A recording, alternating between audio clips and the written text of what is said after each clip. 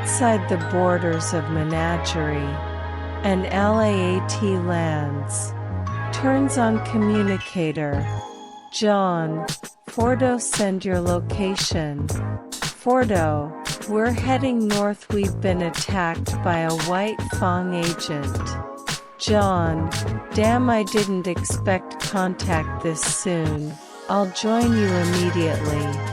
Location, outside Belladonna Manor. Blake, I'm sorry son. Fordo, next time don't let your guard down stowaway. Son, yeah soldier boy. The sound of heavy footsteps approaches. Jaune, are you guys alright?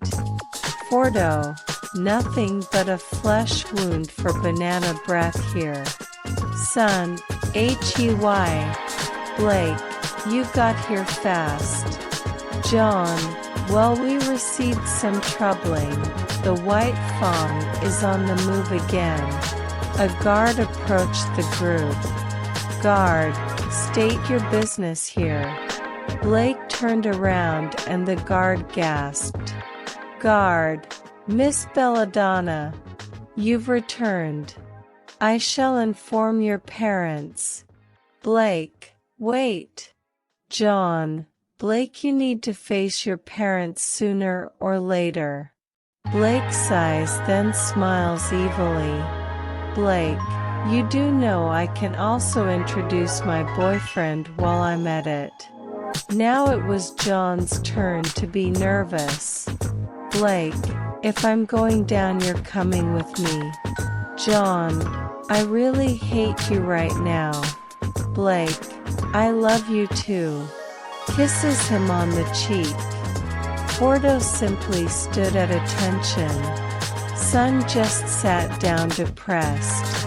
The door opens again to reveal an older cat faunus who looks like Blake. Callie, Blake, is that really you? Blake, yeah mom, it's me. Suddenly she hugged her little kitten. Callie, oh Blake, we missed you so much. Callie then glances at her company. Callie, and who are these boys? Blake, oh, this is Son, an acquaintance from Shade Academy. Son just politely waves. This is Fordo, a soldier from the Republic Army. Callie, the Republic? Which kingdom do they come from? Blake, we'll explain later with Dad. Blake looks at Jaune and said, Blake, and this is Jaune, he's She didn't get to finish as her father walked in. Gyra, Callie, whose is it?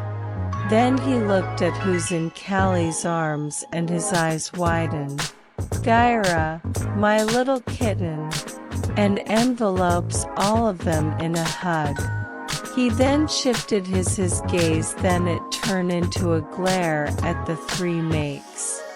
Jaune shifted in his gaze, while Fordo smiles under his helmet. Never before has their commander ever shown signs of discomfort.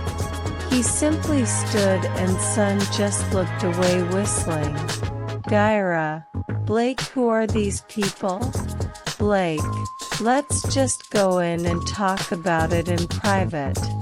The four entered the mansion, Son gawking around while the two troopers just walked calmly. Blake, on the other hand, couldn't escape the iron grasp of her mother. Until they reached the table. Callie, may I offer you something to drink? Jaune, water please. Fordo, me too. Son, I'll take a banana. Jaune and Fordo deadpanned Son. Son, what, haven't you heard about banana smoothies? Callie, it's okay, we barely get any visitors. She left to get refreshments. A few minutes later she came back with refreshments. Gyra, pleasantries aside, I would like a formal introduction. Son, hi I'm Son. Gyra just glared due to the lack of tact. Blake face-bombed. Callie giggled at her daughter. Fordo saluted. Fordo, I am Captain Fordo of the Republic Army. Gyra nodded, ate the respectful gesture, then shifted his gaze to John, who began to sweat. John, my name is John Fett and I am Supreme Commander of the Republic Forces.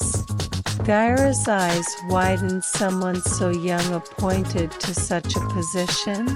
Gyra, you appear too young to be at such a post. John, I get that a lot, but my battlefield experience begs to differ. John, I would like to form a partnership with Menagerie and the Republic.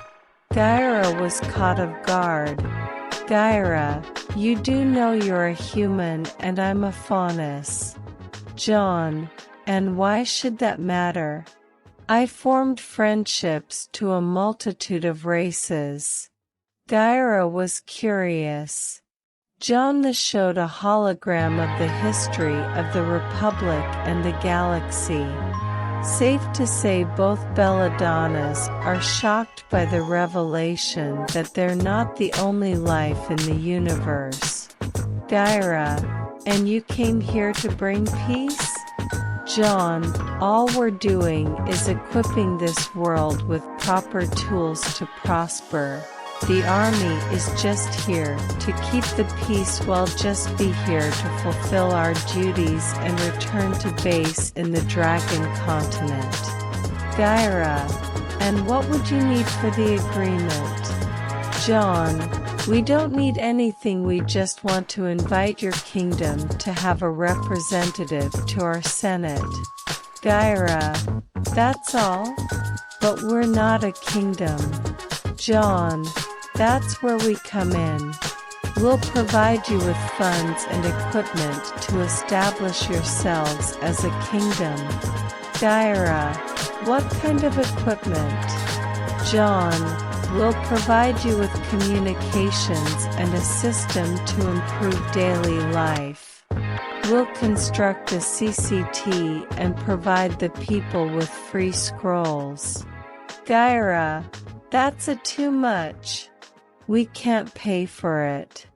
John, money's not an issue for essentials. We already have approval from the Supreme Chancellor to spend on basic necessities, as long as we're not spending for the military.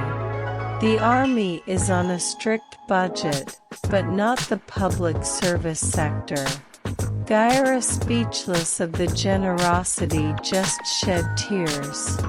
John, there's no need for thanks, I came back to my home to help it. Callie, you have a good heart, young man. I only wish that my kitten met you before. Blake, funny thing you should say that, Mom. Gyra and Callie looked at their daughter. John froze. Blake, Mom, Dad, John is my boyfriend. Gyra and Callie simply stared. John was about to learn how to use force speed.